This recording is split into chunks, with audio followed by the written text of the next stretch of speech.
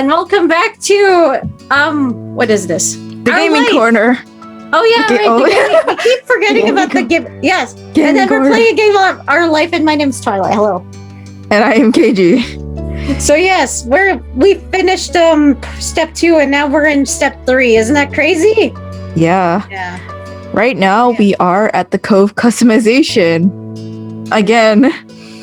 Alright, so last time we didn't change his personality. Well, it doesn't really change that much, but we just changed his appearance. Yeah. I think we should just do that. Just change his appearance. Yeah, we just changed his appearance. We should just be surprised with whatever personality he has. Yeah, let's just change his appearance. Yeah. Let's do that. Alright, there is our Cove. And It's all big now. Yeah. Okay, let's choose his hair. Yeah. Alright, do his that. hair. There's this one, Yeah. and then there's this one, and then there was this one earlier. I like this one. I like his short hair. I like his long hair. Really? Yeah. I prefer his it's short cute. hair.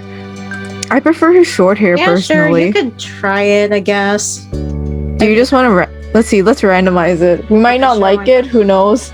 But whatever. I mean, I find it cute, the short hair. I never chose it, but I like the long hair more. But that's just my Okay. preference. Hair 1 is what it's been chosen. So I Oh. guess we're doing hair 1. Okay. And this is the randomizer. All right, glasses. None, 1, 2, 3, or none. Oh, I didn't know he had more glasses. Okay. Yeah, I had more glasses. Oh, really? When? I don't know. It's like just added. No glasses. Because No glasses. He didn't wear glasses last time. We'll give. Do we want to give him earrings? Yes. I can't really see the other earring that he has. So I 'Cause guess it's the one first is one. high. Yeah, because it's like hiding in them. Yeah, it's Yeah. not really seen. So we'll use. Do you want earrings? Yes. And let's change his shirt if you want. There's this one, or this one. Again, I like the tank. I guess. No, let's see the other one. Let's give him a t-shirt. That one, or that one. Yeah, let's do that one. That one, okay. And then his pants. So there's 1, No, 2, no, yes, 4. no. Fine. Well, actually, yes. Which one? The black one? The car. Which one? Yes. The green or the black? The black one. I said Black the black cargo. one. Yeah. Okay. Okay. All right. It's left wrist. This one, or none. I like the bracelet one. This one, Yeah. and then the right one. I feel like he should wear a watch, but then I'm like, no. Nah, he doesn't look like the type to wear a watch, does he? Cause like, okay, in this one, it looks like a little. I don't know. Yeah, If that that's is a a watch. watch. That is a watch, and I'm like, But I like that jewel on his wrist, though. nah. I don't think he should have anything. Just On the that other one. hand, yeah, Okay. a necklace. There's only one option, which is this Yeah. one. Give him a necklace. All right. His PJs. Yeah, that PJ sure is good enough. There's this one, and then there's that one. Whichever one. Blue on blue, They're both or good. like any The either blue one. The blue pants. the blue. Yes. Yeah. His swimsuit. Oh my god. want- Blue or pink? It doesn't matter. Just give him a blue there. ones, I guess. There you go. And formal. He only has a shirt. Give him with the pattern. Either this one, the that one? pattern one, yeah. that one. Okay. Yes. All right, and then we're done. Yes.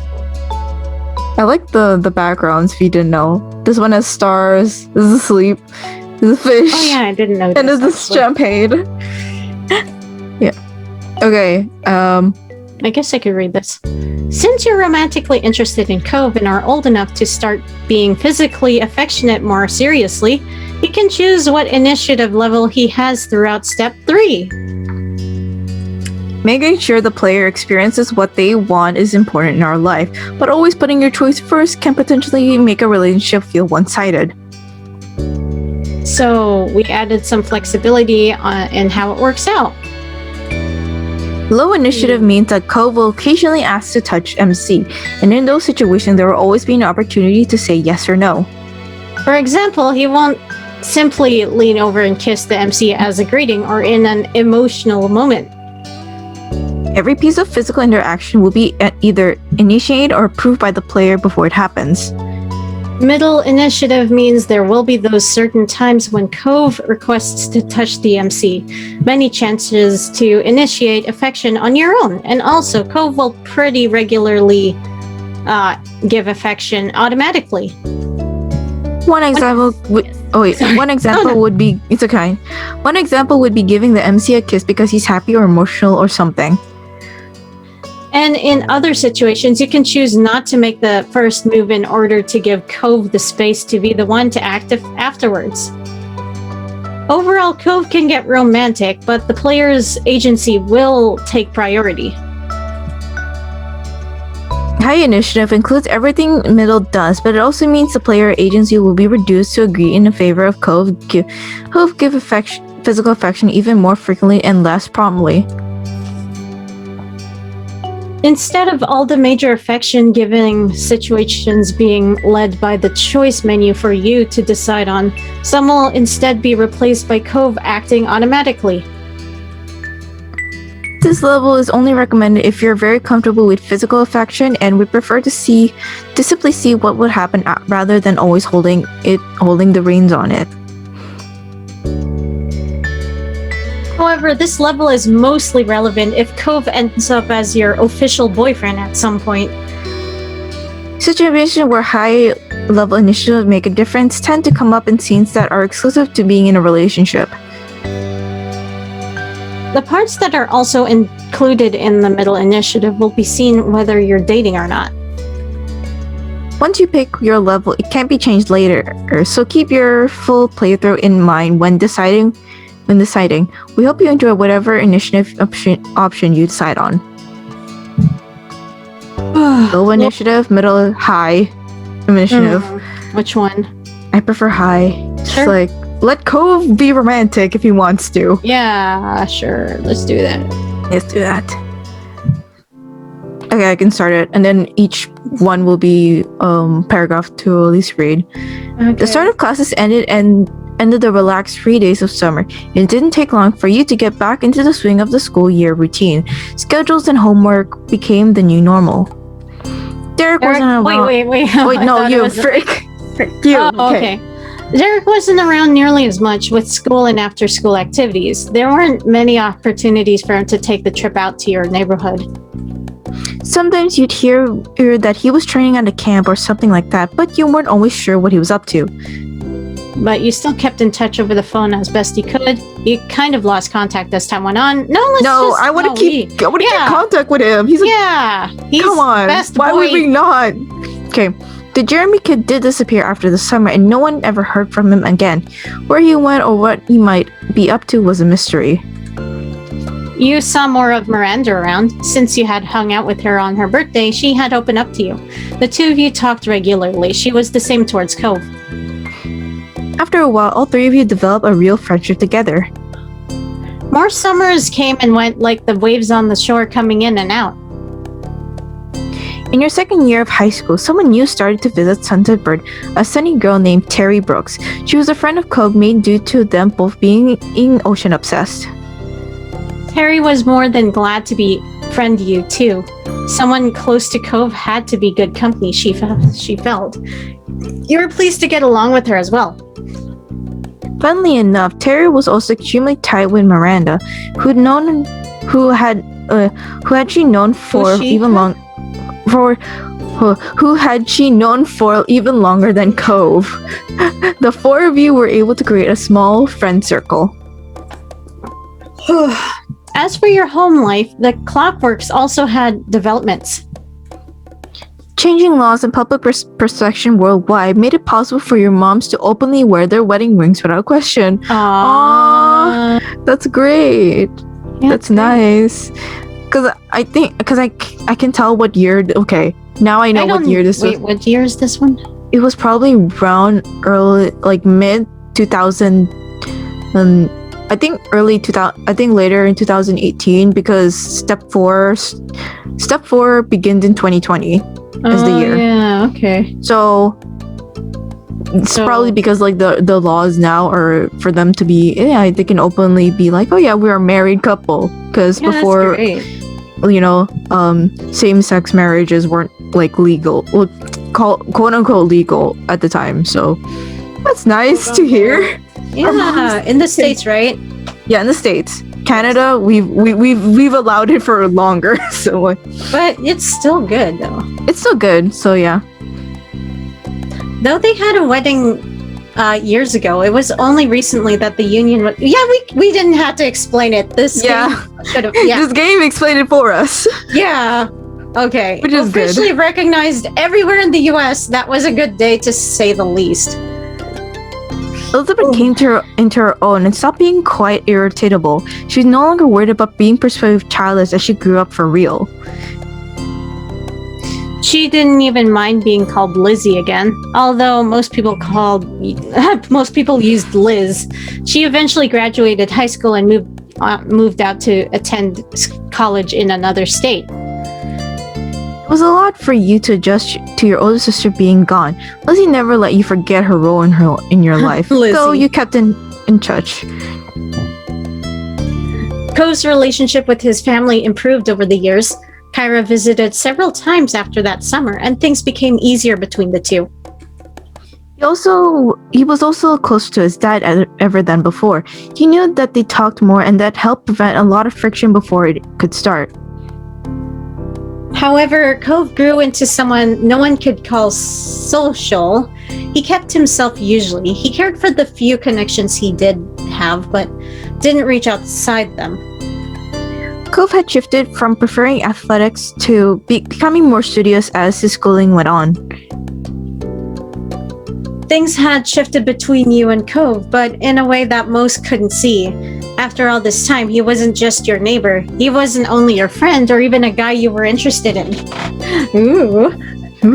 You were in love with him. You loved Cove, and you knew that for certain. There was no one else who you held feelings for. It was strange to look back on it all. This future faded into your present, and then it was simply the past.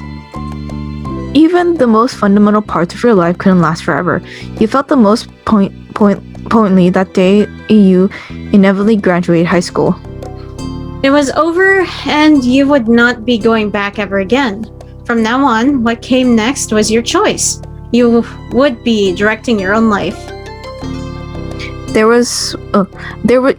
That was where you were currently. The summer after school had ended. The first summer of true freedom. What used to be a reprieve from the typical was now going to be your first step into adulthood. One fine summer morning, you took in what had become a very special scene. The whole family having a meal together. The big sister Liz still hadn't lived at home full-time for a couple years, but she arrived last week to spend the season here since it had been an off semester for her.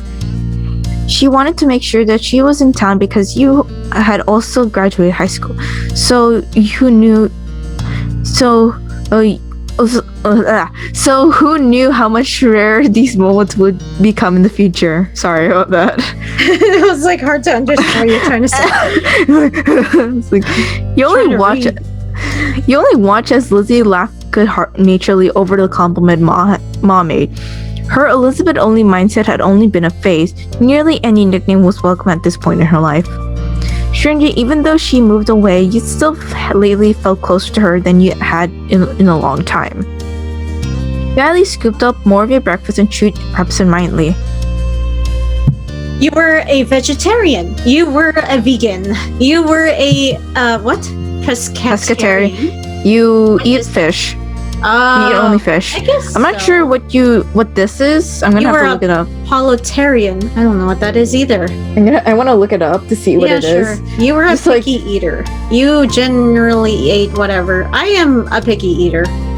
Politarian. Hold on. A politarian is someone who eats poultry but not red meat or pork products. So she only eats bird food. Okay. Like She chicken only or eats something. chicken. Okay. Like chicken Just chicken, and such. I guess. That's fine. That's still that's good. Actually, yeah, that's fine. That's Me, I'm actually just fine. a picky eater. That's it. Picky eater. You generally ate whatever.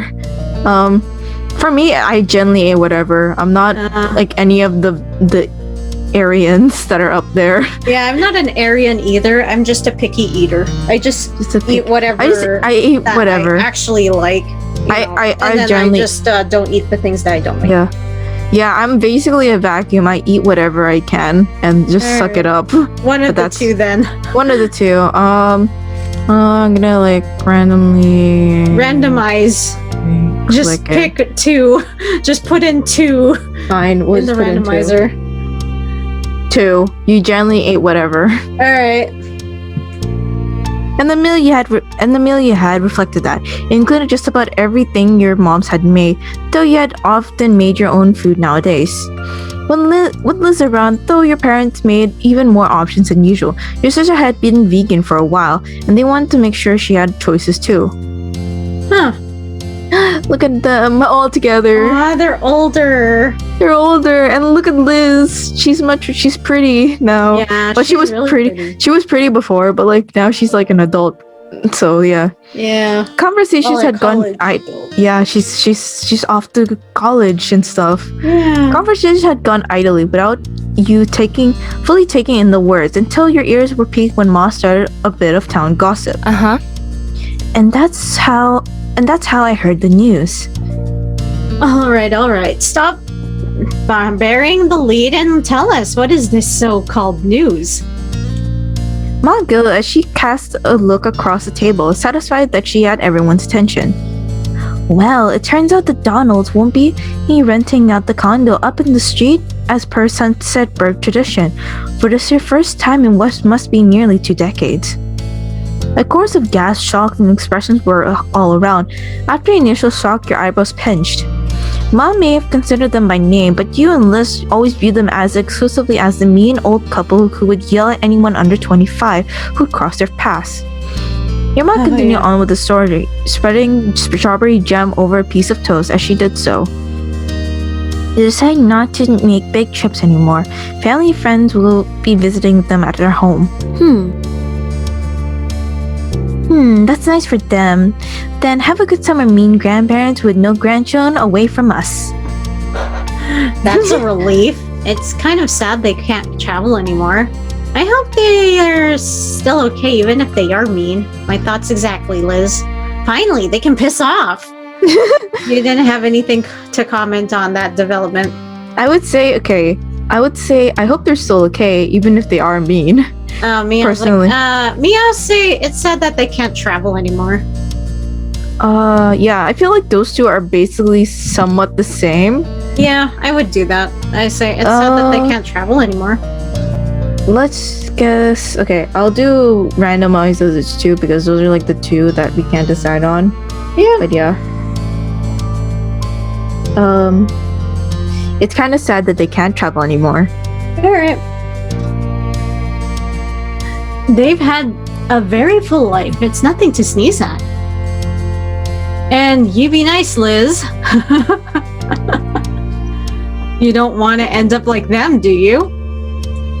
You and your sister cackled smiles at the joke. Well, at least they won't be here to yell at my children anymore. Lonnie. Lonnie? And that blunt comment got laughter from all three of you. Engrossed in the conversation once more, you continued to chat with your family until the meal was over. That's funny. Oh, hello. What is this? Oh, Step 3, right, okay. Third time's the charm. Oh, yeah. I'm gonna have to remember that later when I make the thumbnail. It's like, okay. Yeah. As it went, once food was eaten, the cleanup had to be done. Liz took the role of washing the dishes and then passed them to you for drying and putting away. Yet set a cups in front of you that you needed to go on the top shelf of the cabinet. It was effortless to do. You were very tall. The task was pretty straightforward for you. You were tall. You had to stretch, but it was doable. You were an average height. It was a struggle to get them up without a stepping stool. You were short. A stepping stool was mandatory for you. You were very short. Yeah, I think we were average height, right? Average height, I would. Yeah, I'm pretty sure we're average height. Just be average height. Yeah, let's do that. Yep.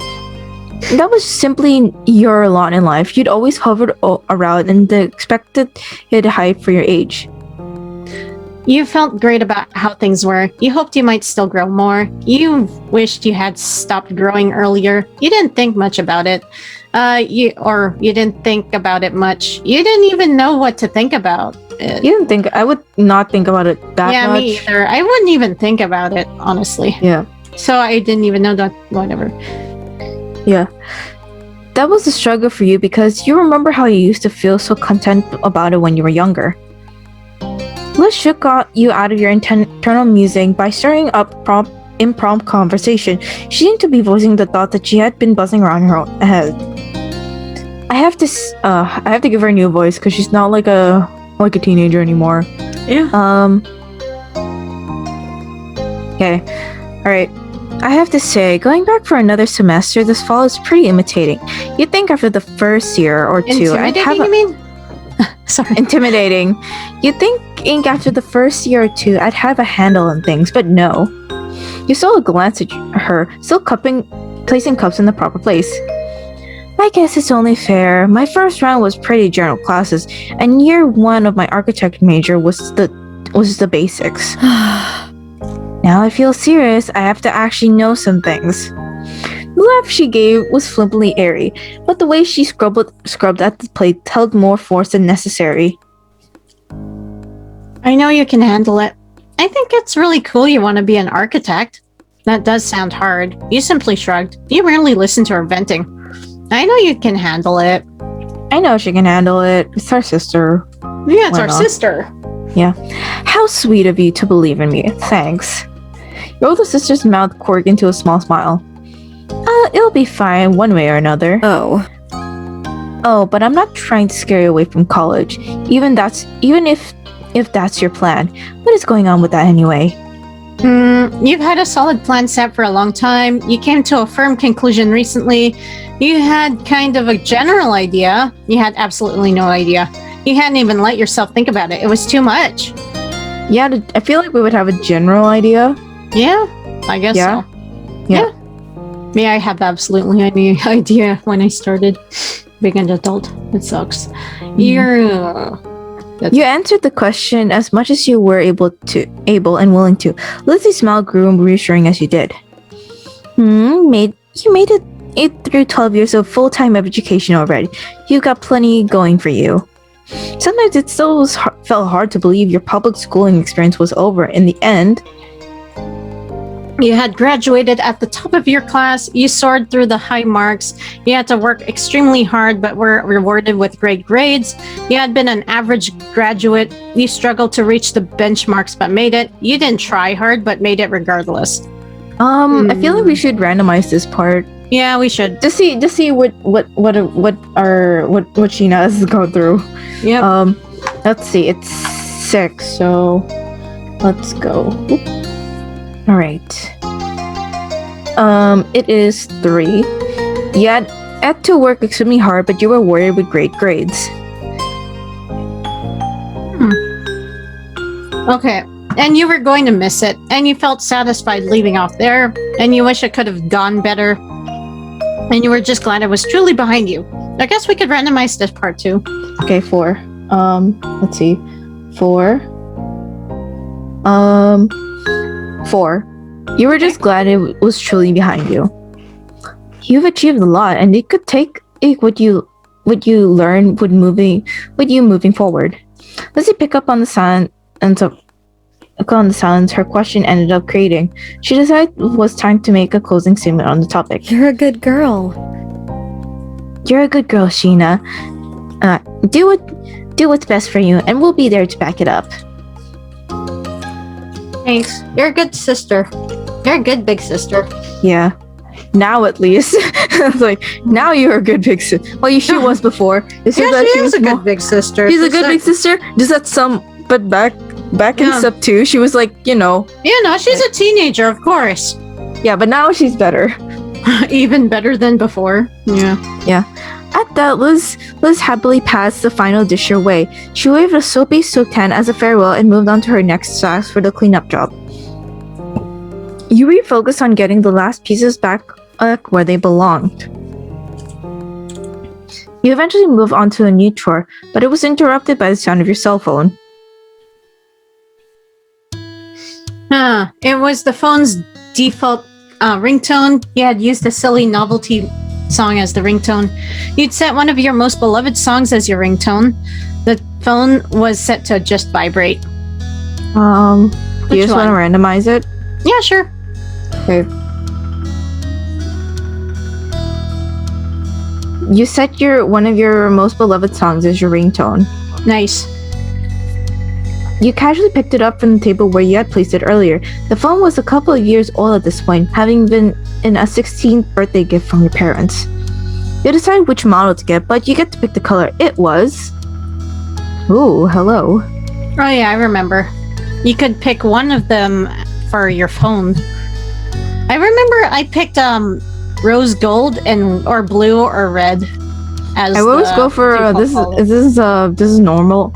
Normally, I would either pick black or red. Oh, may I pick either blue or red or rose gold? Since we're pink, let's make it pink. All right, sure, why not? Yeah, pink is our color now. And then we use a special charm. Yeah. Yeah, I want to put a charm to it. Yeah, let's do it. Which was? The one that Cove gave us when we were kids. Nothing else. That's it. Yeah, I know this one is based off the game. Oh yeah, I remember that's that. Made of like a voices as well. Yeah, I was attempting to play that. I didn't finish it yet. All right, no worries. But yeah, Cove, the thing Cove bought us. Yes. You were pleased you finally had a prominent place to use the gift.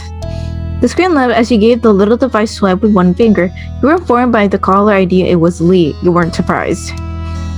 Despite having busier lives and not living in the same town, you still had a good relationship with your cousin of the same age. Especially once the miracle of you both having your own phones actually happened. She got hers first though. Tapping at the accept button, you answered her call. A familiar bubbly voice came through right after. Hi. Hey, Sheena. Sup? I trust I'm not interrupting anything major. Only some cleaning around the house. Oh, then you're welcome for my call. A distraction from that must have been desperately needed. Yes, thank you, my dear cousin. Hey, I love doing chores, you joked. I like cleaning, you protested earnestly. It's good to hear from you. Even though she couldn't see it, you shook your head at that. I feel like I want to joke with her. Yeah, same. Let's joke. Right? Of course, who wouldn't? She giggled and you could hear the jangling of the jewelry she must be wearing. Nothing amazing is happening for me either. I'm bored and felt like chatting. My morning shift ended, so I'm free for the rest of the day. Woo! That's good. You were off from your part-time job today. You hadn't started working anywhere yet, so you couldn't relate.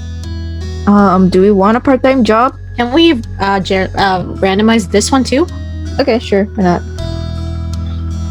Oh, no! Go back! Let's see. Sorry. I clicked on something and it went to another page. You were off from your part-time job today. Like you, Lee had started dipping her toes into the workforce as of late. It made keeping in touch frequently more complicated, but you two manage. What about you? It's been pretty normal. Cool.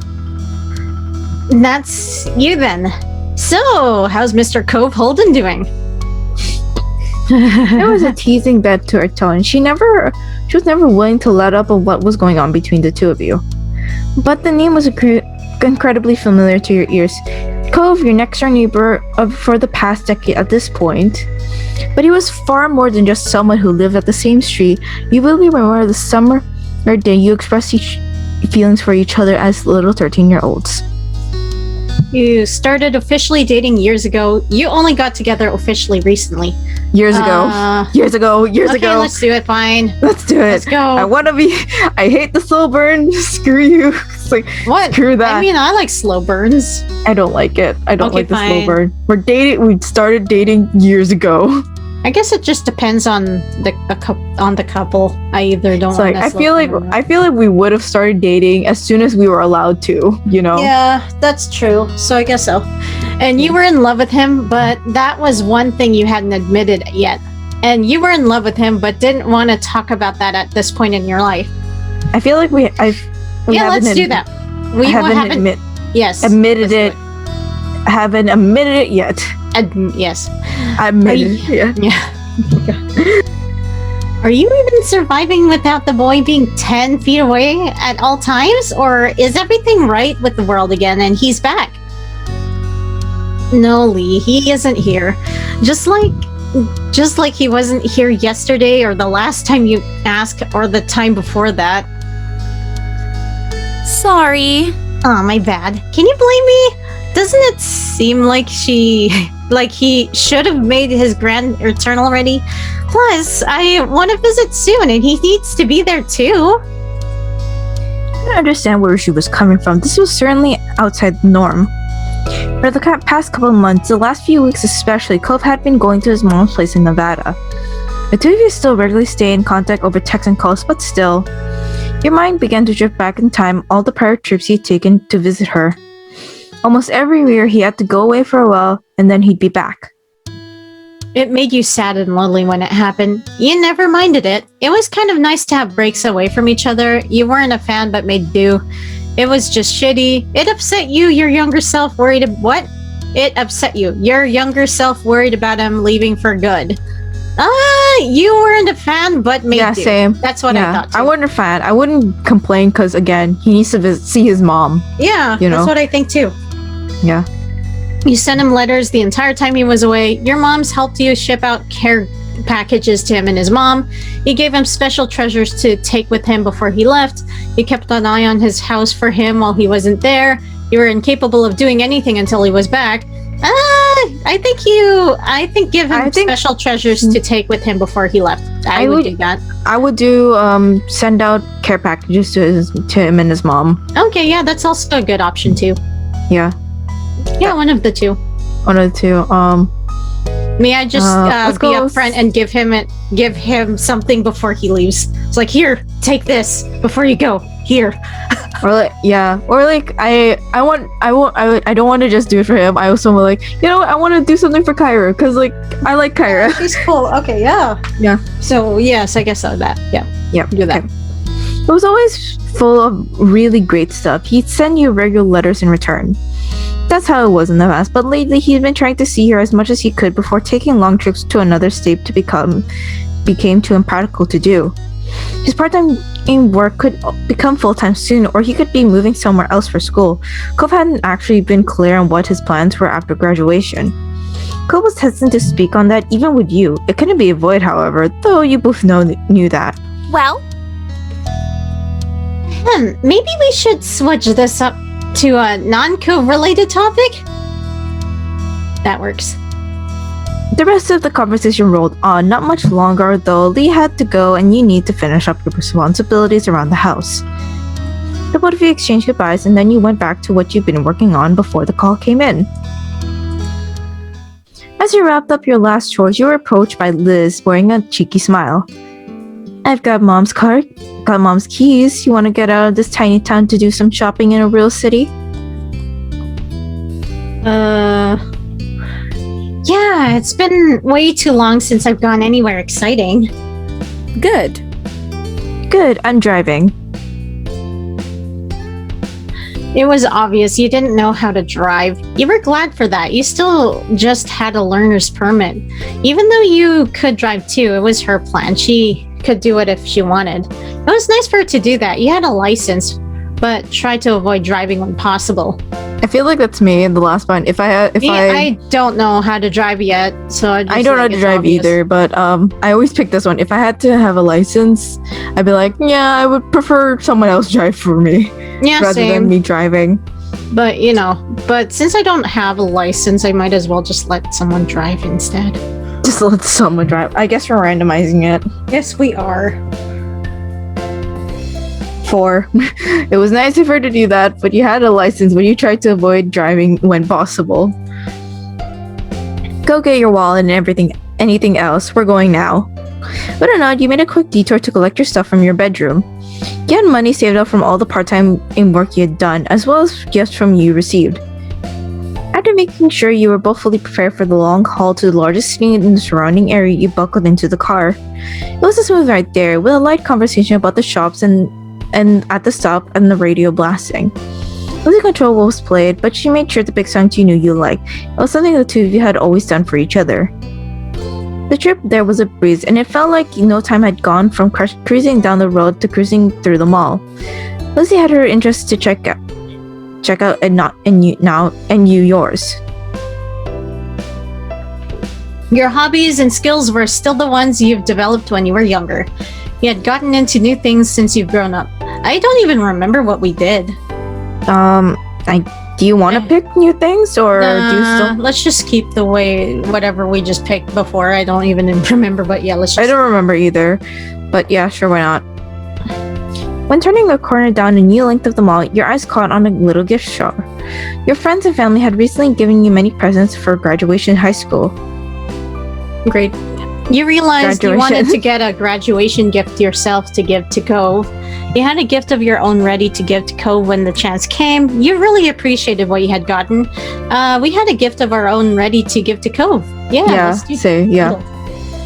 It was something you had known you wanted to do, and you were looking forward to seeing his reaction. Gretchen may have already come and gone, but Cove wasn't really around, so you had to wait. Eventually, the mall was explored and full, with every shop of note being checked over. Rather than going home, you decided to walk over to some smaller stores nearby. Lizzie had many thoughts on the topic. So? Honestly, malls are not the best of society.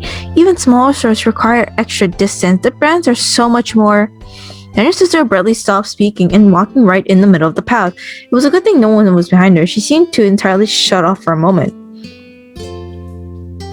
Liz? The attempt to catch her attention was unsuccessful, but something else had all her focus. Before you could puzzle out what that might be happening, she began to mumble out of the corner of their mouth. Sheena, don't draw attention, but look. What? With a harsh whisper and a subtle jerk of her head, she urged you once more. Hey! Look. You followed her gaze as best you could, not to a large bunch of colorful teens strolling down the same pathway. Okay. Okay. You faced back to your older sister with a confused expression and an unspoken question. What were you supposed to be seeing there? Sheena, doesn't one of them look familiar? She was practically bouncing at this point, so you looked over at her again. And this time you saw what she was seeing. Amongst the collection of strangers was brown hair, gray eyes, and lots of freckles. That's Shiloh, our Shiloh, from when we were kids. Yep, that was definitely him. What? Did you say something? What? Did you say something earlier? I was like looking at looking at something, sorry. Like what? Anyway. I can't believe it. Oh, that's me. That's you? Oh, sorry. Okay. I can't believe it. He's honestly just there. That's hilarious. That's incredible. Oh, but how do I talk to him? We have to pull him away from all those other people, and what if I'm wrong? Your mouth opened to reply, but she cut off on her own answer to the question. I've got it. I'll shout out the name Shiloh, and then when we can act it wasn't us. If he responds to that, we'll know for a doubt that's him. Sheena, keep an eye out to see if he looks. Liz, can't you just try talking to him normally? We're not doing that. It's a terrible plan. Why do I have to be the one who watches? Let's try it. Fine. He didn't even know how to react. Why don't we just talk normally, Liz? Yeah, right, Liz? Because that's not a good idea. That's a terrible plan. Likely without even hearing what you have to say, Lindsay put her plan into action. Frick. Shiloh! She loudly projected the word across the way and then pulled an act of casualness, turning her head away from the scene while brushing at the skirt of her dress. In a supremely awkward moment, you can only stand there as the tension in the air shifted to the two of you thanks to your sister's shout. But then you started bystander who became alter to your present. One of them was a boy from a distance. His large eyes met yours. He looked. A white grin took over Liz's face. She pushed the rim of her sun hat up away from her face while swishing back to greet her old friend directly. Shiloh! Moving, she stepped a bit closer to express her attention to me without really closing the gap. She wanted him to come to her. Who you presumed to be Shiloh looked surprised at the call. He stole a quick glance at the crowd and he was with and hesitantly glanced back your way. He was trying to double check something. Liz remained steadfast with her gaze and trailed him on. Ultimately, he broke away from the rest of them. After Lightfoot jog across the brick path, the young man pleasantly presented himself in front of you and Liz. Hi! Hi. Oh wait, I think that's you. You're Shiloh, Yeah, right? I'm Shiloh. Oh my goodness, I have to give him a voice. A new one. Yeah, because last time he was just a baby. Now he's like a kid going. Sounds like his voice sounds like he's going through puberty. I'm trying to think of one, okay? Yeah. Hi. I like your hat. Just that simple greeting had Liz giggling. Hey. Hello, I'm not sure if you remember this, but I'm Lizzie and that's Sheena. We were all friends when we were little kids. His already white eyes even grew larger. Their gaze darted between you and Liz. His previous chipper demeanor faded into something else delicate. I'm really sorry, but I think you have the wrong person. You could tell not being instantly recognized was going to make this exchange a little more challenging. Still, Liz was undeterred. It was a long time ago. You were really young. I get why you feel like that. However, I'm positive I'm right. You're exactly the same. The face, the freckles, how you gently try to phrase things. You're still even wearing a hat. Instinctively, he looked up at his headwear and he creases his brows, not making the connection of why the hat meant something to her. Okay. We knew each other, okay? An uneasy smile settled on him as the silence followed Liz's speech. He was picking his next words carefully. And then that was the quiet was obliterated by a new voice bursting into the conversation. I'll be him. Shiloh, what are you doing? The rest of the group already left. A field trip is not a vacation. We're on a schedule. Startled, your head snapped toward the path. Suddenly, an unhappy individual with piercing magenta eyes, dark brown skin, and a sharp jaw stormed your way. He carried a cloud of authority with him, despite looking like he wasn't even 18 yet. Sorry! I didn't mean to ditch. Shiloh, whose name was now officially confirmed, gestured with a hand to add the explanation of his absence as the stranger watched impatiently. They thought they recognized me as someone they knew, but it was a tiny misunderstanding. Lizzie theoretically as well put her foot down at that, sobbing in frustration and getting more child the longer she was around her childhood companion. Come on. We do know you. Shiloh merely shrunk into himself. The tone he spoke was pained. Sorry. You honestly couldn't tell if he was apologizing for the upset feelings of your sister or palpable dissatisfaction of his new acquaintance that in itself was very Shiloh-like. Oh, you know him, is that it? The stranger spoke in a dismissive, scoffing tone, as if the words sounded as so absurd to him it was almost amusing. Almost. The sternness of his demeanor clearly restrained itself. That's so rude. Well, do you know me? I'll tell you. I'm someone who's been forced against his will to be aware of what's going on in Shiloh's ridiculous personal life for a year. If the two of you have any importance in his general day-to-day existence, it would have come up by now. Don't bother trying to exaggerate any trivial connection you might have. You, dude. It's not good enough. He's with us, and you'll survive without him. Now stop lowering the road. It's rude. Excuse me?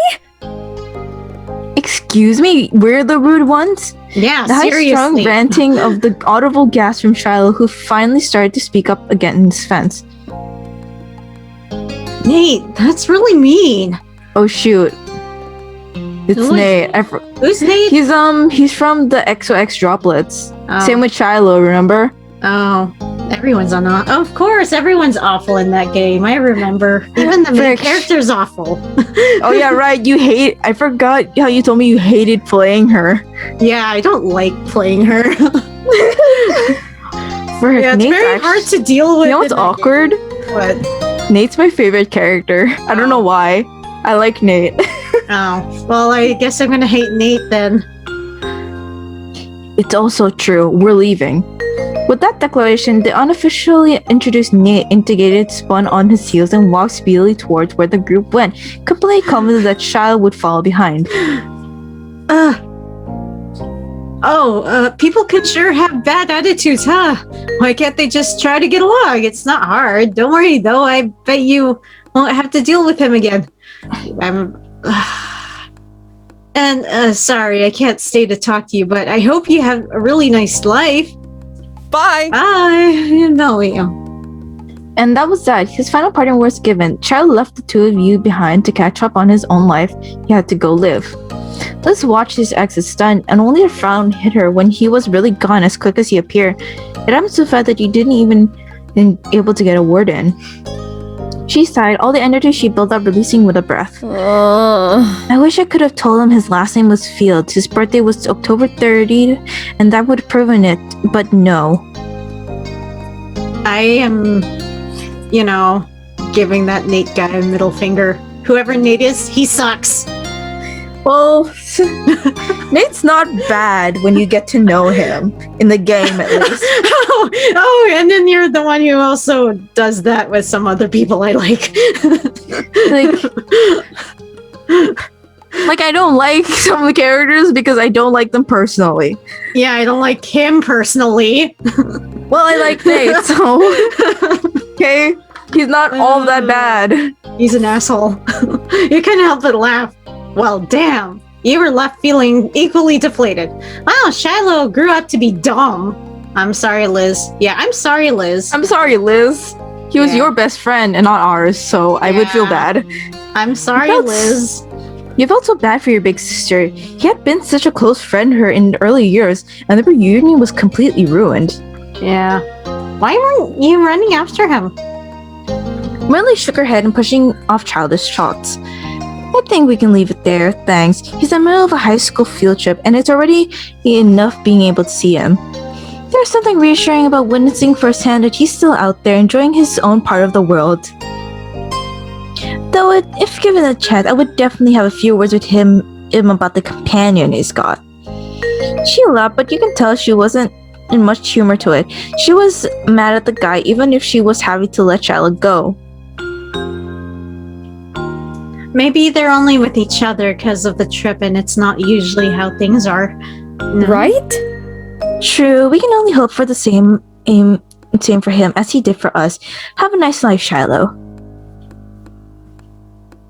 Have a good life. Bye, Shiloh. We'll miss you. Good luck out there. You'll need it. You didn't have anything left to say. Have a good life. Have a good life. Liz smiled at you, and it had self-confidence that you knew so well from her. Come on, little baby sister. Let's finish our own trip. Yeah. No matter how either of you really felt about the occurrence, it was something that simply you had to accept. People you know just disappear and reappear in most unexpected ways. The two of you enjoyed what remained of your outing until it was time to return home. By the time you arrived back, the sun was already beginning to set. You arched your back as you stretched your arms toward the ceiling. While it had been a good day, it had enough activity to cover the entire week. Liz tried to hide a yawn behind her hands. You weren't the only one feeling worn out. I'll be heading up to your room, the guest room, since mine stopped being available as soon as I was out the door. Her tone was light. She had quite a lot to say on the subject when you first had taken over her bigger room after she left for college, but there were many trips back home for her since then. The room hasn't been hers for years, and it was more of a running joke now that she committed to bringing the topic back up to this day. Let's go, Liz. I didn't see your name on it. Thank you, Liz. It's a really nice room. Thanks for being so gracious about giving it up. Just wanted to follow in my big sister's shoes. I'm sorry. Or thanks for being so gracious about giving it up. Yeah, let's joke about it. I had no choice. A small laugh was shared between you and your older sister. Mm-hmm. You better believe when I'd be back in the guest room whenever you got your own place and we both in town for a visit. We can take turns. You'll have Thanksgiving. I'll get Christmas. Sure. Don't count on it. It's all right with me. I don't need it. Don't count on it. Don't count on it. That's my room now. 1, 2, 3, 4. I said don't count.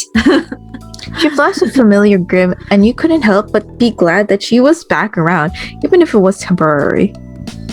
With that, she floated off to a spare room. You were ready to do the same. Moving into a new place was your first opportunity to decorate from scratch. Oh yeah. Designer room. Hey. Yay! Alright, How do we so on it? the layout, it's either blue, green, purple, or yellow. Let's see everything. Let's see everything first. Okay, the extras. We have that. We have window. Yeah, but it depends on the room though, right? Yeah. Yeah. Let's see what's there. Because the window, it's the same because it's a window. Yeah.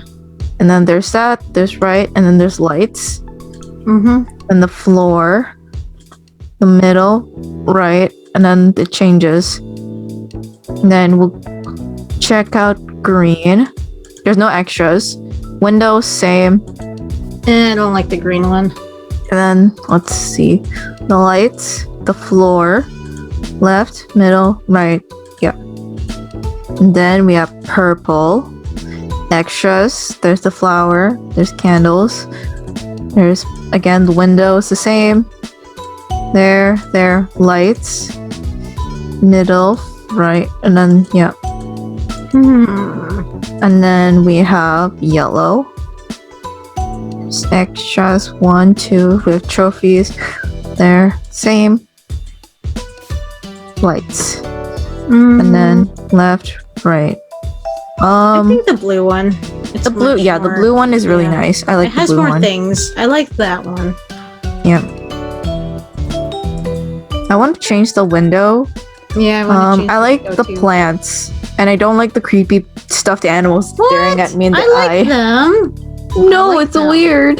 It's cute. No, I don't like how. them. Listen, I don't like how the bear is looking straight at me. Really? Oh, come on. I think it's adorable. No, Hmm. just have another plant or something. I don't want. I don't any- like plants. Well, I mean, I like plants, but I just don't like them. or near have the me. have the seashell. Fine, I guess that's fine. Because I really don't want the stuffed animal. I don't like it. I like stuffed animals. And then the walls, we have the pictures. Just keep the pictures, yes. keep all And the I pictures. like the lights.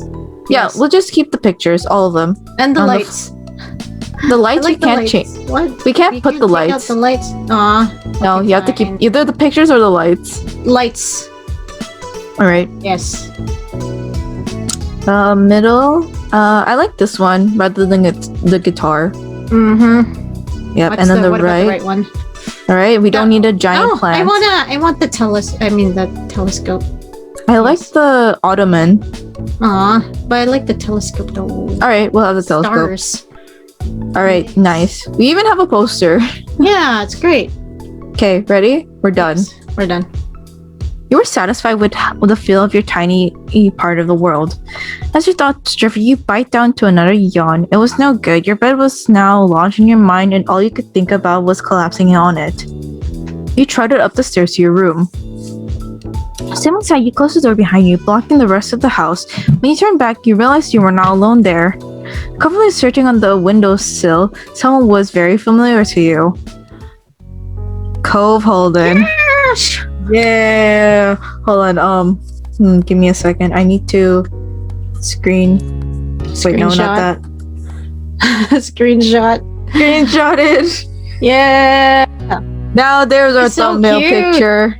Yes. There's our thumbnail picture. Hopefully it's hold on, I'm gonna do another one. in case I didn't this thing is in the way. The mouse. Move it. Oh yeah, right. Frick. Okay. I probably will move it. Okay. Okay, there you go. I have more. Yeah, better one. Cove Holden.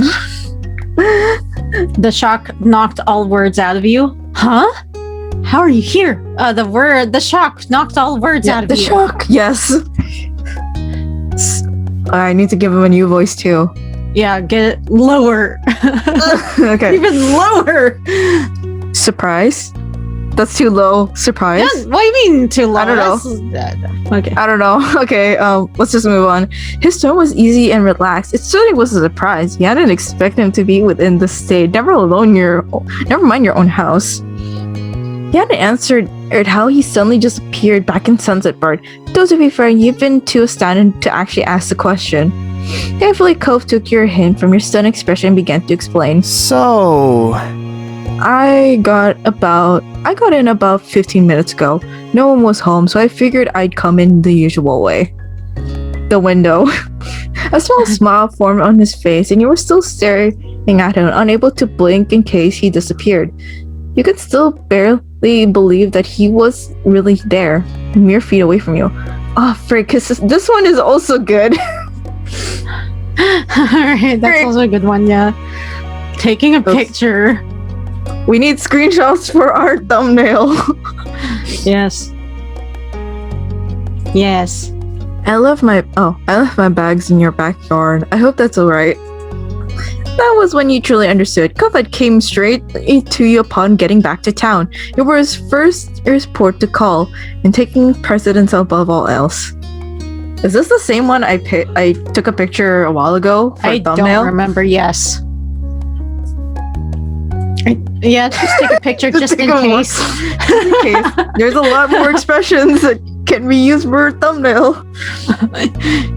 Even though he hadn't been in when he called up, Cove had assured that he'd see you at the earliest opportunity rather than allowing his plans to change. You laughed. The realization made you bashful. You shook your head at his antics. You stayed frozen, the shock yet to melt away. You walked over to him to join him. You ran to Cove. Ran to him? Or walked over to him? Yeah, walk over to him. Yeah. He was there, and it was exactly where he wanted to be. There was no need to hesitate in joining his presence. As you approached, Cove quickly hopped from his windowsill to meet you. You're too crazy. I'm so glad you're here. I missed you. Trouble's back in town. I can't believe my eyes. It's the most amazing man in the world. You didn't need to say anything. I don't know. I wouldn't need to say anything. I would say I'm glad you're here. Or I missed you. Either way. Yeah. Me, I wouldn't say anything. I guess we're randomizing we're it. Gonna have a mental what was it? A telepathic conversation. 3. I missed you. You ruffled his hair, you wrapped him in gentle embrace, you pulled him into a bone-crushing hug, you jumped into his arms, you smiled at him, you kissed him. Do we need to Yeah, let's kiss him. We're kissing. We're dating now. He simply began to close his eyes as your face leaned in closer to his. You did it on the forehead, you did it on the nose, you did it on the cheek, you did it on the lips. The lips. Lips. He met you part way, and the two of you shared a gentle greeting kiss. Then you stepped back a bit. Cove rubbed the side of his head, furtively glanced out. Though he couldn't help getting a little nervous still, he was beaming. I missed you too. Even if he hadn't said it outright, you would have gotten the message from his body language. Cove was grinning widely, his raised cheeks burying his eyes, which gleamed like hidden gems. But he looked at you as if you were the most exciting treasure of all. Obviously, was the trip any good?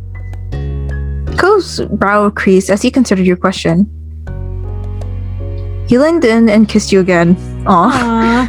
After a long moment, he broke the kiss and tilted his face back just enough to speak, but not so much that your forehead stopped touching. I hated it. Let's never be apart again, okay? He said that absolutely as a joke and exaggerating, something that wasn't really a real request, of course, yet despite all that, it felt real. Your heart's hammered in your chest, your head swarm, cast aside on tide of thoughts and adrenaline. Cove smiled as he offered a silent apology for all the sudden onslaught of tenderness, but he let the words proudly hang in the air as all the same.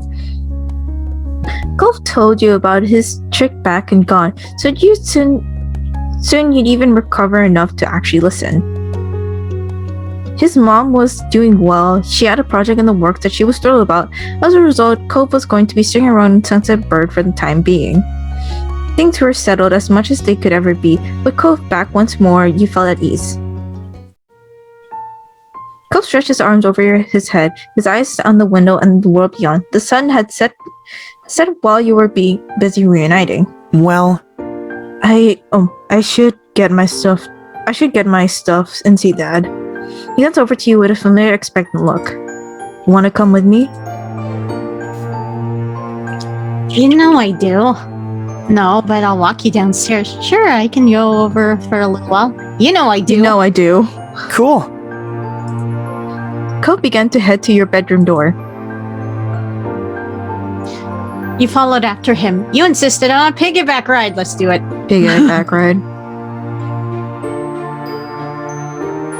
It was a special occasion. It was It's just a normal thing in your in our yeah, let's do it. relationship. Yep. Yes. Wait up! I need a ride. Cove shook his head, the smile on his face implying that it was you and your senses he was questioning, not the request. He'd come to expect the latter, even if he didn't get why such held such appeal for you. All right. Okay. He crouched low enough for you to hop on his back. Cove was so tall that getting on his back for rides had taken some trial and error over the years, with a few mishaps and bumps along the way. Eventually, he figured out how far he needed to bend down. This understanding, for your extensive practice, made it easy for you to climb aboard in the Cove Express now. Cove straightened his poise, accustomed to balancing someone over his shoulders. Cove carried you down the stairs, and you had ducked down a couple times with the ceiling grazing against your leveled head still, till you safely reached the ground floor of your house. The door is gonna be in the way. Get off here so I can open it up. He bent down to let you slide off his back. Seeing things from your usual height was restored after getting accustomed to looking down at everything. In all the excitement of Cole's return, you didn't even remember the gift you'd prepared for when he got back. It would be best to give it to him now before he left your house. Can you wait here for a little while? I got something for you. Cove tilted his head intrigued. Really? You nodded with some eagerness, trying to imagine how he'd react when he actually saw it. You'd bought Cove something special. The gift you'd chosen hadn't been something he could buy. The last one. Really? The last Yes. one? Alright. I am a creative person. It was. The orange shell he'd entranced. What was it? The orange shell he'd been entranced with since you were kids. A white poppy from the hill behind your house. Something you'd made yourself. One of the three. It could One be of the three. I have not picked what would we make ourselves. Yeah, let's do that. Yeah. You rushed upstairs to collect the gift you made for him. It was the end production of hours of labor. Including things thinking about Cove, what he meant to you, and what would bring him most joy. A scrapbook you put together, a song you recorded, a drawing you created, a painting you created. Oh wow, that's all the things we were interested in doing, right? A decorative sculpture you created, a custom accessory you fashioned together, a piece of writing you penned. Oh god, the writing? I don't know why, but... Me, I would, a drawing I created, or a painting. The writing sounds very embarrassing. Yeah, so I guess it's a drawing or a painting, I guess. Drawing or painting. Yeah. Or an accessory or something. Or an accessory, one of the three. I feel like accessory would suit Cove more. Or a decorative sculpture you would do. Yeah, sure, a fashion accessory, even though I'm not a jeweler. But I have made some jewels myself, though. Yes. Make him. Yes. Yards give as a bead you picked up. Excitement grows as you look down at the accessory. You hurry back down to Cove. You carefully made the trip back downstairs. Cove looked at you as you approached, not wanting to pull it off any longer. You hopefully held out your gift to him. It's an accessory. Cove's eyes widened as he took it in. That's... Did you make that for me? His words were faint. Yeah, unless you don't like it, then I've never seen it before in my life. Cove smiled, blinking rapidly as he shook his head. You went to that much effort? He grinned, tearing his gauzy eyes away from your present long enough to look at you. Oh, he's crying already. I can't believe you. I'll take it really good. I will take really good care of it. He cradled his gift in his fingers as he took it from your hands. It's irreplaceable. Oh, he's crying already. he's crying already. We have That is weird. Cove reverently laid the gift safely on the counter, and he didn't turn back to face you once he assured it was secure. Though his face was angled away from you, you caught his eyelashes fluttering of batting away tears. His throat bobbed as he swallowed bubbling emotions. You knew that Cove could be sentimental. The gift and all the memories and feelings tied up in it seemed to have taken a toll on him. When he began to sniffle, you felt the need to reach out. Cove? Sheena. I can't. Sheena, I don't know what to do. He forcibly scrubbed his eyes like he was trying to push the tears that threatened to spill back in. Oh, Cove, it's okay. You need to cry? No. Oh my gosh, Cove is so adorable. Nevertheless, tears began to spill down his cheeks even as he wiped them away. More took their place. Thank you. His voice quavered as he spoke. Cove reached out. You gladly stepped forward to meet him. He laid his warm hands against your cheek and you brought his lips to you. You kissed Cove until the need for air finally worn out. Head being, you were glad for the security of Cove's hands. Even after your lips had parted, Cove remained close, his hands still framing your face. You're welcome. Don't worry about it. You're such a crybaby. You didn't need words as you quietly accepted his appreciation. I would do the last one. Yeah, same. Cove let out a steady breath. It was far removed from the shaky gasp that accompanied his sniffles. The tears had dried. His eyes were still a little red, but open and peace at once again. He smiled, fully recovered from the emotion that he had overcome. Oh, you're really seriously too nice for me. You smiled back. You have no right to call anyone else too nice. Cove brushed his hands against the pale ghost of his scar on his arm. He was at a loss for what to do now. The clock ticked away, counting the seconds of silence. Once you had made a chance to settle your thoughts, you'd figured you'd tell Cove the intriguing news. I have to tell you, you're never gonna guess who I saw today. You didn't give Cove a chance to reply. There was seriously no way he'd figure it out. Shiloh. Huh? Shiloh? Cove repeated the name, his blank expression. From when we were kids.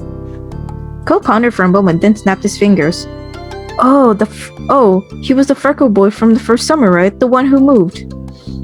The guy was named Shiloh, and he looked just like Shiloh from back then, even wearing a hat still. But he had no idea who I was and ran off somewhere. Cove frowned. That's, I don't know. Too bad I missed it, though you knew him better than I did. That was definitely true. Not only had Cove known Shiloh for a shorter period of time, but he and Shiloh never quite got along. Not that they were enemies either, just kids who were ever together just because other people they both knew. I wonder what Shiloh's up to these days. I don't have any idea. He didn't say much. Oh. Oh well. That was everything yet on the news on that news item. So you moved on to the next big update. Also, you know the mean old neighbors? The ones who would always yell at us? He cringed, recalling those particular moments back in the day when he was not pleasant for even someone as nostalgic as him. Yeah? They're not coming. They didn't rent the condo this summer. Cove's jaw dropped. You didn't blame him. The elderly couple had been situated as far as long as you could remember, long predated Cove's arrival. Even now, as a teenager, you found on your neck prickling as you walk back by their condo, half expecting a scolding for breathing the wrong way in the vicinity of their vacation home. It was strange to think that was coming to an end. Wow. Cove blinked, clearly struggling the idea in the same way you had. I didn't see that coming. People being gone, people coming back, it feels like I missed a lot. This must have been a busy summer already. Well, you haven't missed the fireflies. They haven't shown up yet. Well, that's something. And we better not get left behind. There's still stuff to do. You know, as soon as you left your house, Cove bent down to let you climb back onto his back for the last part of the journey. It seemed that no sooner had the night begun, it was already at the end, and the dawn of new days was soon upon you. Next morning, your belly was full of breakfast. You were in a pleasant mood. You hoped the rest of the day followed suit. Later, you were going to meet up with your friends Cole, Miranda, and Terry to go into town. It was all on short notice, but that was because everyone was just excited that Cove was finally back home. Having a nice daydream? You blinked, pushing all your thoughts away, returning to reality. Your mom was watching you with a pleasant teasing smile. All right. So, what's on the agenda today? I'm meeting up with some people. Well, I hope you and your friends have fun. Don't get into too much trouble. She winked at you. You both knew your moms wanted you to enjoy every bit of summer before all the big changes started. I'll try. That'd be great. But before you go gallivanting around the town, could you bring the mail in? I'm finishing up putting the dishes away over here. All right. Thanks very much. As soon as you were outside your front door, you couldn't help but see Cove and his dad standing around the road. They noticed you too. Hey. Hey there, Sheena. Oh, look at Mr. Holden. Yeah, he hasn't He's changed still- much. Yeah, right? And I'm like, what the Just frick? his hair. Just his hair. He's just as young. Yes, of course he is. Cove smiled lightly and waved. When you began making your way over, he added, Hi. You waved at him. You hugged him. You gave him a high five. You gave him a noogie. You ruffled his hair. You kissed him. We You kissed hugged him. We kissed him. Yes, we kissed him. We kissed him. It's better. On the cheek, on the forehead, on the lips, on the nose, on his hand, on the cheek. On the lips. Oh, the lips. right in front of his head, okay? Why not? Yeah, He sure, already fine. knows at this point. Yeah, I guess so. Cole welcomed you as you stepped closer. You cupped the side of his face with one hand and staring into his eyes and leaned in. He met you halfway, placing a hand on your lower back and brought you even closer. It was closer than you wanted to be, especially now that you were getting lost in the moment.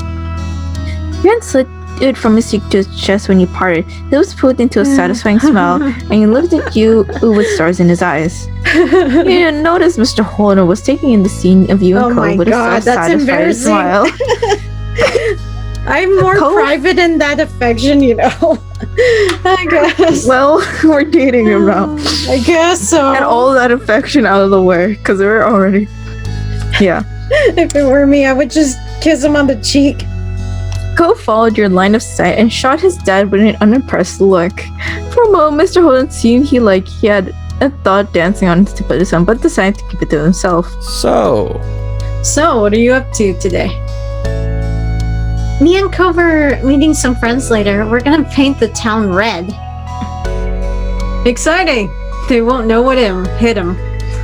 Cole shook his head disapprovingly, but you knew him well enough to tell that he was entertained by your notion.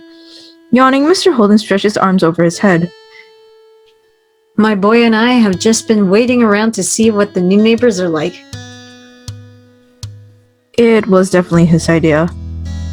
I don't know how you're not interested in this. It's big news. Besides, it'd only be polite to greet the new folks in town. Maybe it'll be a single dad and his son. You've been here too long if seeing a new neighbor rent a condo is what you consider an exciting development. Yes, I'm dying to see the newcomers. Your response was just a shrug. I don't want to meet them. Well, anyone has to be better than the last tenants. I want Maybe to it'll joke. be a single dad and his son. His son. Yeah, I want Yeah. to joke about that. Cove snorted with some airy laughter at the suggestion. oh? You think we'll have some competition? For several moments, Mr. Holden was unable to answer. He was still chuckling when he put his hands on his hips and tried to compose himself. Nah. Absolutely not. We're the #1 father-son duo in this town, and no one's changing that. Mr. Holden took one more glance at the current vacant building and sighed dramatically. He turned back to you and Cove. His whole body seemed deflated. There's no sign of them, and I still need to head over to work soon. Unfortunate. Cove gave his dad a few reassuring pats on the back. Okay, I promise to keep an eye out. I can text you if anything happens. Really? Of course. Yeah, of course. Well, I mean, only until I have to meet up with Terry and Miranda. Would that still work? With a wide grin and breaking it out into his face, Mr. looked absolutely thrilled to have his non-noisiness enabled. That works. He moved his firm and placed both hands over Cove's shoulders, fixing his child with a firm stare. Son, you are my true ally in this world. Mr. Holden's funny. Mr. Holden stood up straighter, letting Cove go. He looked revigorated. Okay, with that settled, I'll go make some money. That's always been the one thing I do best. Mr. Holden headed off to the garage with a big wave goodbye. Cove smiled the whole time you both watched his dad leave.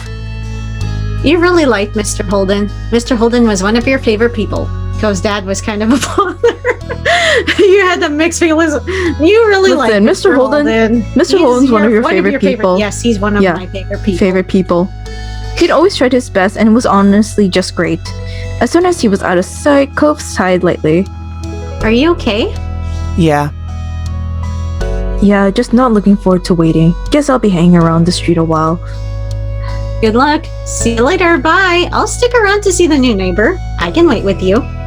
Why don't I stay to see the new neighbor and keep you company? The last one? Yep. Curiosity about the new tenant was getting the better of you, and you just figured the wait wouldn't be much longer. Besides, you couldn't just leave Cove. Really? Of course. I like keeping you company, remember? He stared at you at a moment, smiling softly and thinking about his response. Me too. I like that too. Cove put his hands on your shoulders, his thumbs absent-minded and moved into a soothing circle. The look on his eyes was much firmer. He was serious. That's so cute. Sheena, you're my true ally in this world. Wait, no, Sheena, you're my true ally in this world. There you go. That got a fair amount of chuckles from you. He grinned, the stoicism fading into amusement. Thank you. I knew you'd save for me. You're lucky to have me. It's no problem. I can't help myself. You laughed. You shook your head. You simply shrugged. I can't help myself. Yes. Yeah, well, good then. I don't know what I'd do without you. The smile on his face reached his eyes, and it made you feel electric. And then he let you go. Cole stepped over in his front porch steps, lazily taking a seat and leaning back on his arms. Our watch begins. Nodding in agreement, you joined Cove on the front porch steps. You both sat there comfortably in familiarity as you settled in for the waiting game for the new tenants. The neighborhood was quiet and you sighed contentedly, closing your eyes and feeling the light breeze. The only sound you could hear was the familiar jingle of Cove's wind chime. After all these years, it was still there, adorning the entrance outcropping of his house. Eventually, you both perked up to hear at the sound of a car. A taxi followed the noise, turning onto your street. Cove's eyebrows raised at the sight, and he sat up straight on the stoop. Oh? This has to be them, right? The only people who come out here live here. It has to be. Now that they were here, you couldn't help but feel just a bit curious.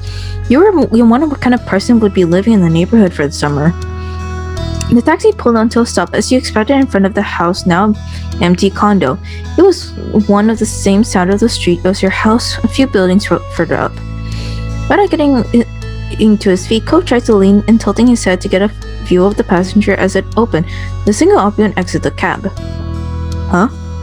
You could feel what Cope was in the moment. After the last renters, this new visitor was definitely not exactly what you expected.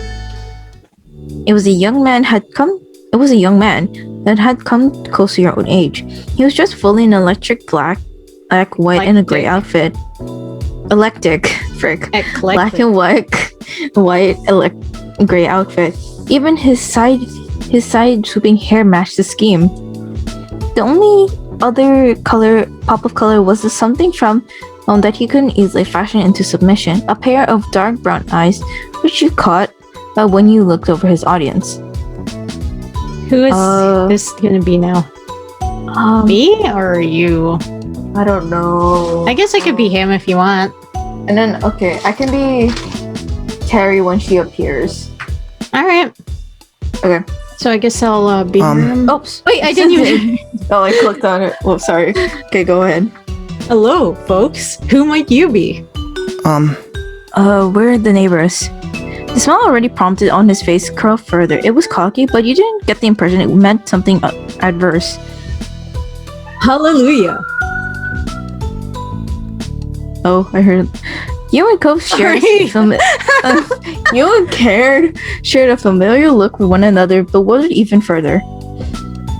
The color-coordinated man left it there. However, with a firm click, he shut the door of his right.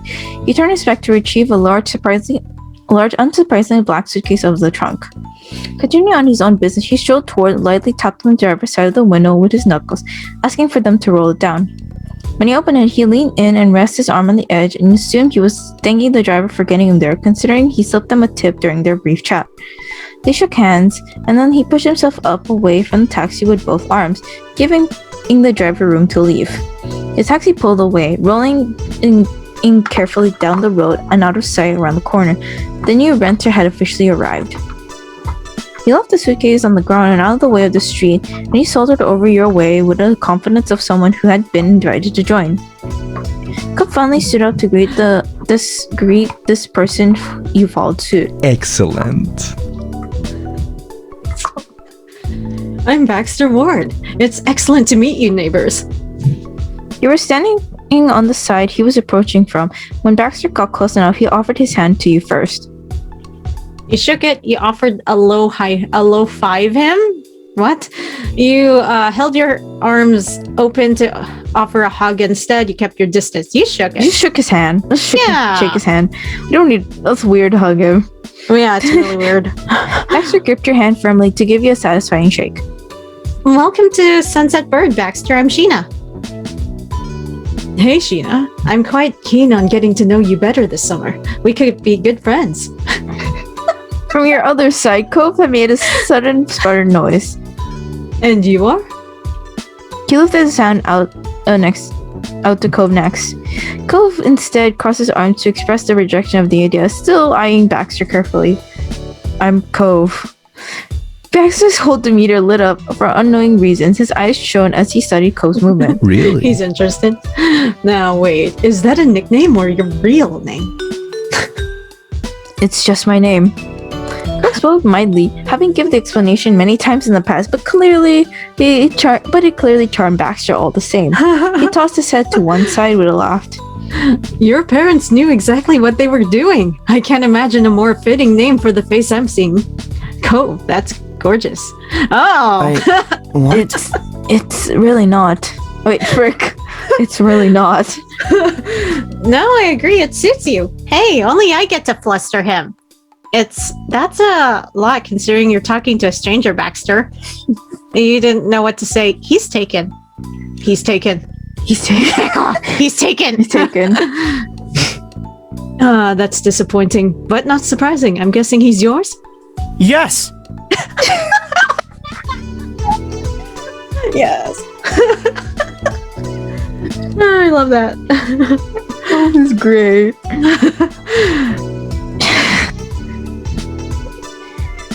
He's so funny. He's so funny. Oh my gosh.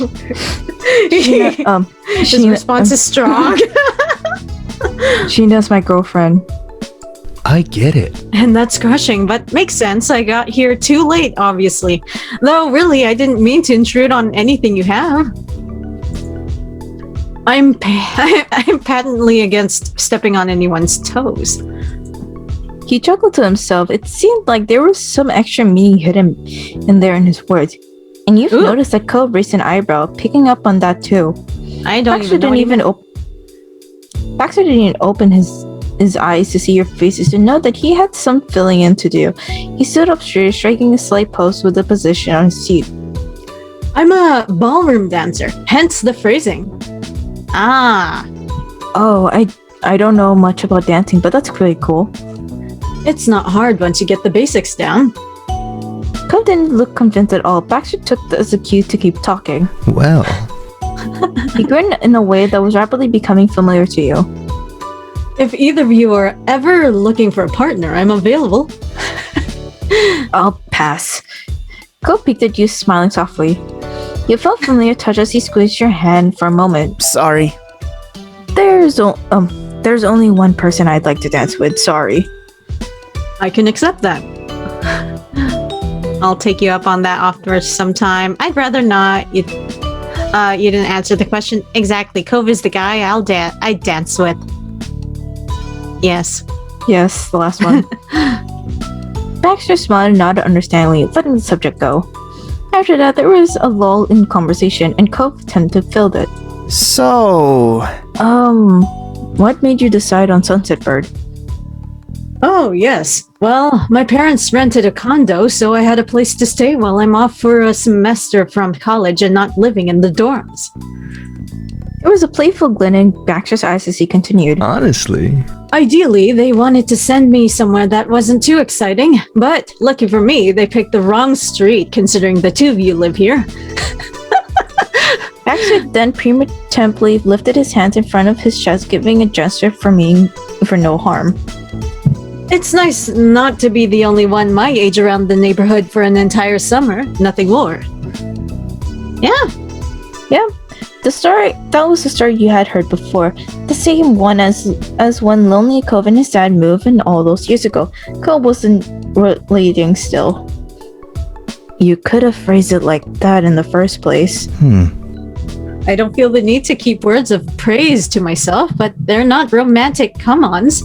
I see that you two are very much a committed pair. I'd like to be friends if we can, but that's all.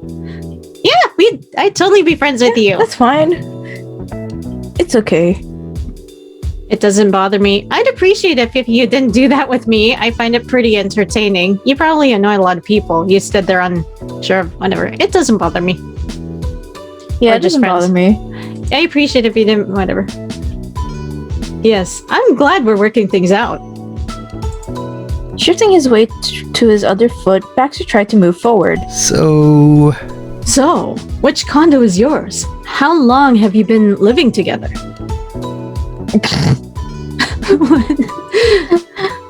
Sorry. It's like, oh my god, he thinks you're living together.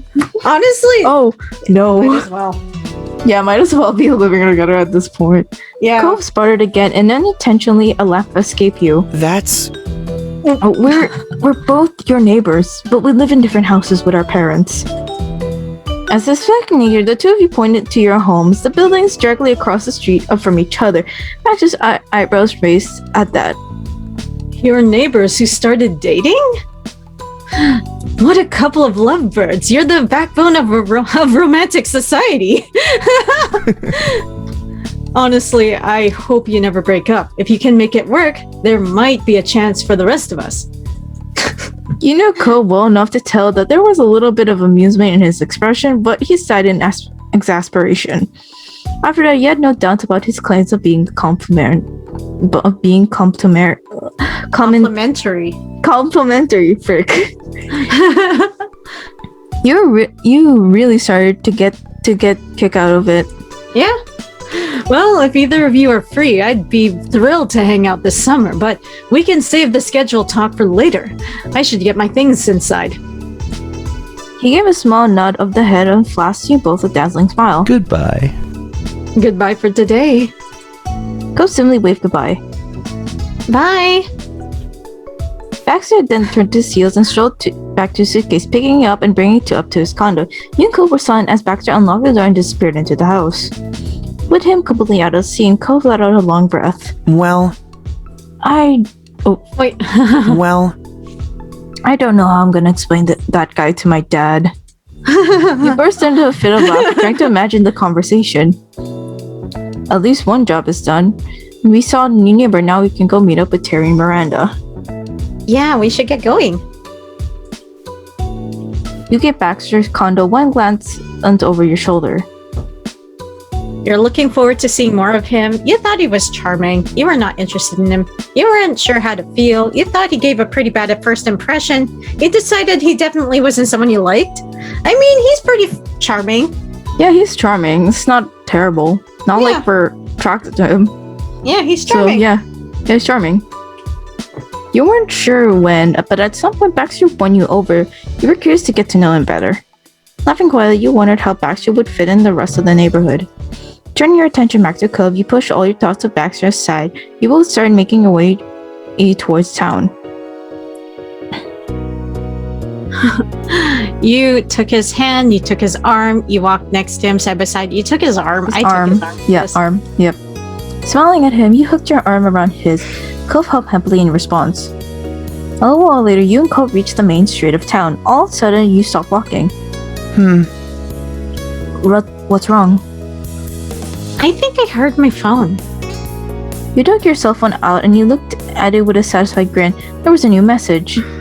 Before you could read it, you were distracted by a small amused noise from Cove. His head was slightly tilted to the side as he carefully looked at your old keychain. I can't believe you still have that. Of course I do. I love it. You shouldn't be surprised. Well, someone was crazy enough to get it for me, so I might as well use it. You shrugged. You quietly blushed at him, pointing it out. Of course. Well, someone was crazy enough to get it for me. So, that's me. Yeah, I guess so. Yeah? Yes. Okay. You grinned, looking at the keychain fondly. He laughed, remembering the day he bought it for you. it's nice. I'm actually glad you like it. He looked from the keychain to you. His smile reached his eyes. It makes me happy, seeing you care about it and everything. It makes me happy that you're happy. Smiling, you refocus on this task at hand. You opened the new text from Miranda, and all you saw was "I can see you." Immediately from where you stood, you started to swivel your head around. You didn't spot Miranda anywhere, but she did send you more messages. You're Miranda. Wait. Oh, am I Miranda? Oh, Yeah. right. I saw you. I saw you holding Cove's arm. Scandalous. Where are you? Haha. Come on. ... Really, Randy? Really, Randy? Really, Randy? Yeah. That's it? Okay. The message was sent and you were back to looking around, scanning for any sign of movement in familiar faces, but they were still invisible. Cole looked at you carefully and raised an eyebrow. Miranda, come on out. You spat at the ridiculousness. You burst into laughter at her antics. You sent her your own joking text. You grabbed onto Cove again, wanting to show Miranda how scandalous you could be. The last one's funny. The last one's funny, yeah. Yeah. And once you hooked your arm around on Cole's neck, still holding your phone, and brought him closer to you, he blushed and gave you a look of mixed amusement and confusion. Seriously, Sheena? What did the message even say? Before you could even begin explaining to Cove, you both snapped your attention to yelling across the street. And there you saw Miranda and Terry coming out from the backside of the wall of the grocery store. They both started waving wildly to draw even more attention to themselves. Oh. With your friend's grand entrance made, Cove seemed to realize the joke. He smiled with a sigh and you let him go for a moment, chuckling. Cove took a step closer into their direction. He grinned and waited for them to get closer. Laughing and arm in arm, the girls stopped only to look both ways and then rushed across the empty street. Hi. Hi, I hope you weren't waiting too long. No. I don't even remember Hey, what buddies. voice I give her. I guess I have to give her. Hey, buddies. Hi. Hi. That joke was not funny. I'm amazed. How did you appear out of nowhere like that? Hey, I'm so happy to see you too. I thought you both knew better than to jaywalk. wordlessly waved. I would say that. I would say I'm happy to see you too. Mia said, I thought you both knew better than to jaywalk. Because I don't know. poking and prodding as a joke. It's funny. I don't know. I guess sorry, I'm not- randomize? Randomize. How many is it? Six. 6 or okay. 1, 2, 3, 4. Hey, I'm happy to see you too. Now that they were here, their joke on you was already long forgotten in your mind. Terry Miranda Gill smiling wide at your declaration. Terry then closed the distance between her and Cove and crushed him into a painful tight hug. You're finally here. It's been so long. What took you? He did his best to echo out a reply with his chest being compressed. Sorry. Sorry. Oh, He said it. eventually she let him go. Terry looked at him with a beaming smile, but Cove was distractedly rubbing his arms. Standing there, Miranda shifted her weight onto her other hip. She watched Cove patiently with a bashful smile. Welcome back. Thanks. It finally felt official. Everyone was together in one place. From here, you weren't sure how often you would have another afternoon like this again. They didn't either. So? Cove?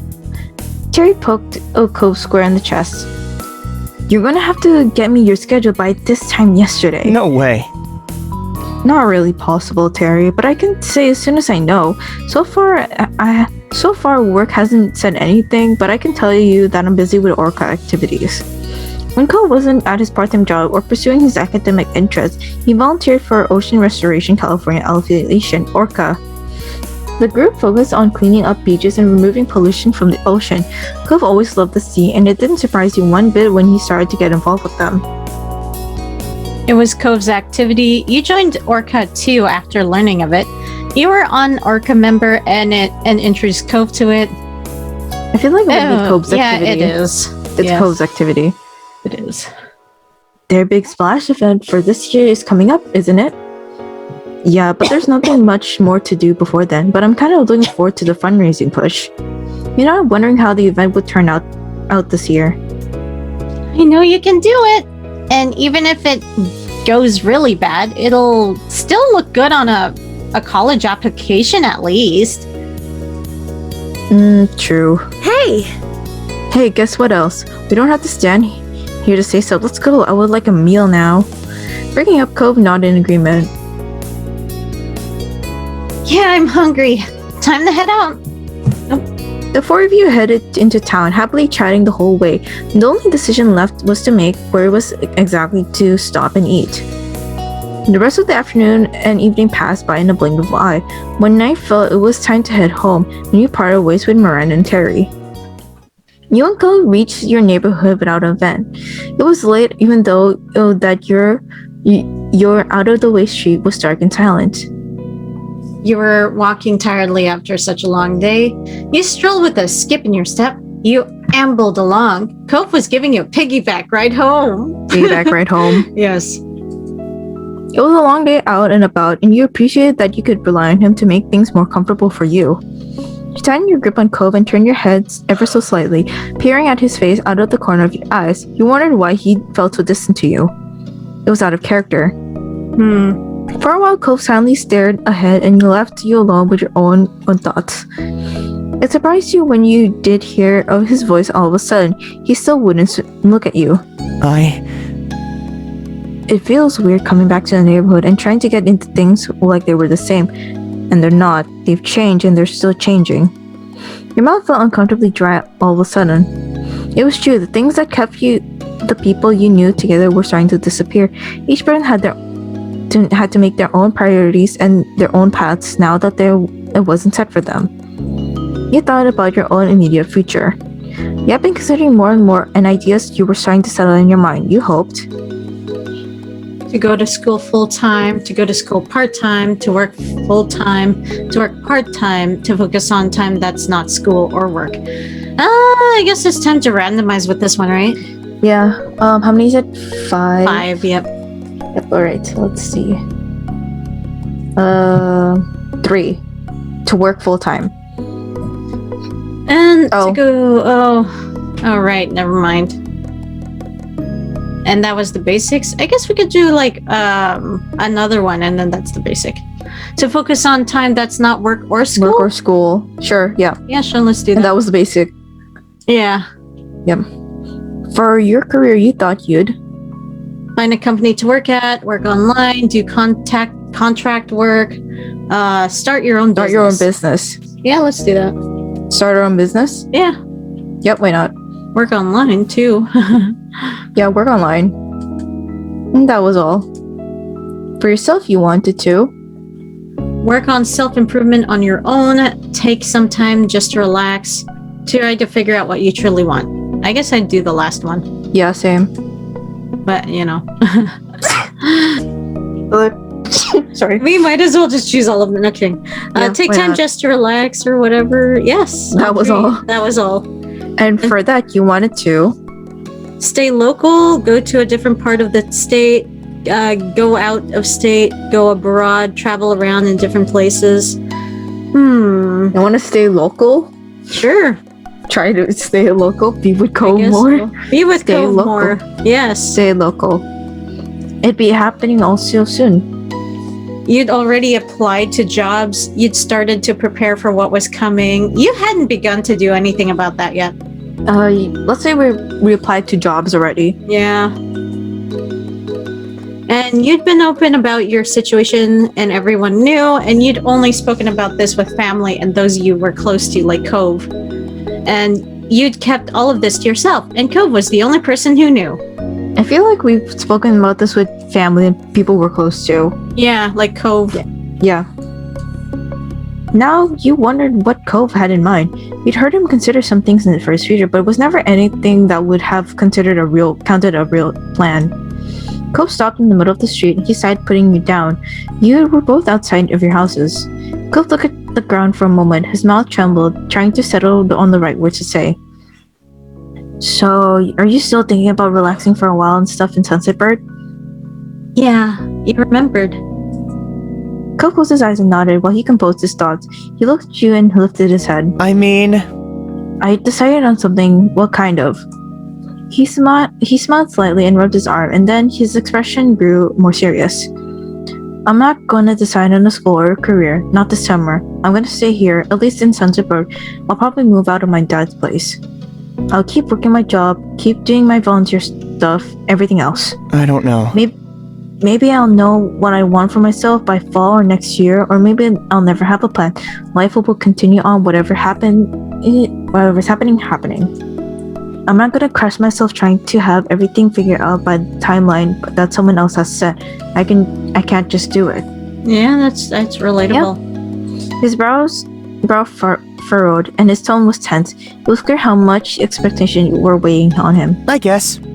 I guess it'll be me and you right here for a while longer. His eyes were glossy. You weren't going to be separated, and that meant a very great deal to him. Your plan sounds very you. You nodded on this. You nodded understandingly.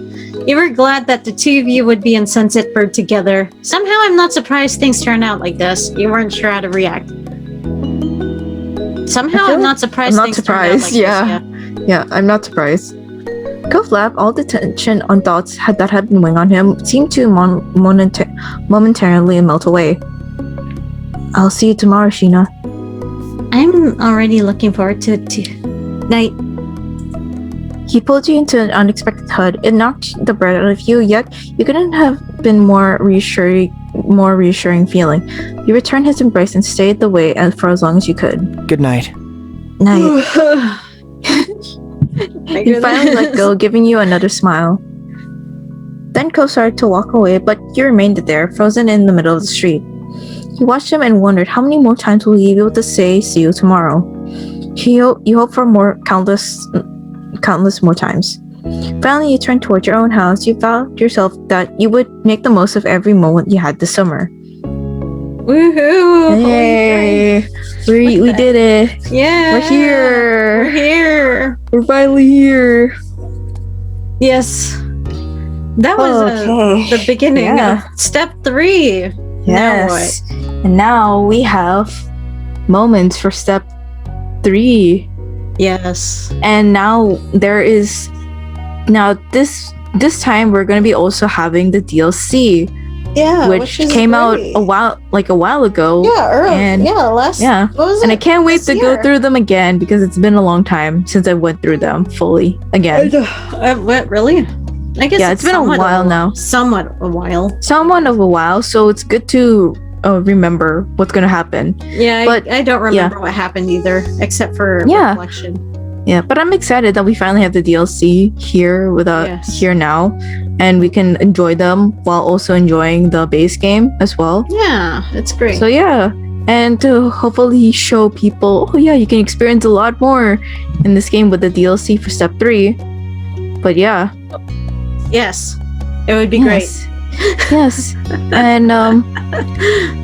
and we'd like to say thank you guys for watching, and be sure to like and subscribe, and be sure to help support GB Patch by getting the game and buying the DLC, or supporting her on Patreon. Nice. Yeah. Yeah. Bye. And yeah, Oh yeah, bye. wait. Oh, I guess that's it, right? Yeah, that's it. goodbye. Okay, All thank right, you. bye. Bye. Bye.